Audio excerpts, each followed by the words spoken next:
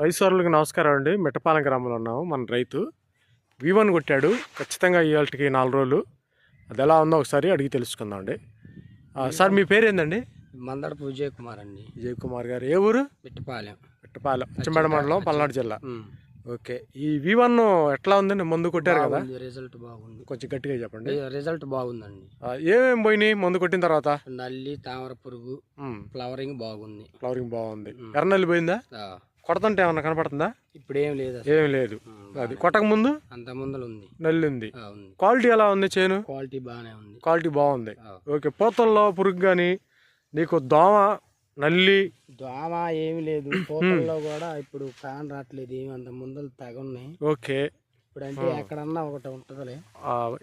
Quality ఇగురు ఏమన్నా నీకు మార్పు కనపడిందా? బాగానే ఉంది. బాగుందా? తంతి వచ్చిందా? చేయను ఏమన్నా పర్లేదా? ఇగురు అంతా వచ్చింది. సరే, మనం చూసినట్టయితే చేయను ఫ్రూట్ సెట్టింగ్ కూడా బాగుంది. ఫ్లవరింగ్ కూడా బాగా వచ్చింది. రైస్ వాళ్ళందరూ ఆడొచ్చా ఇది? ఏం కంపెనీ? వేద అగ్రిటెక్ వారిది V1 మందు. రైస్ వాళ్ళందరికీ చెప్పండి, వాడించండి. వాడుకోవచ్చు అందరు రైతులు. థ్యాంక్ యూ అండి విజయ్ గారు, థ్యాంక్ యూ.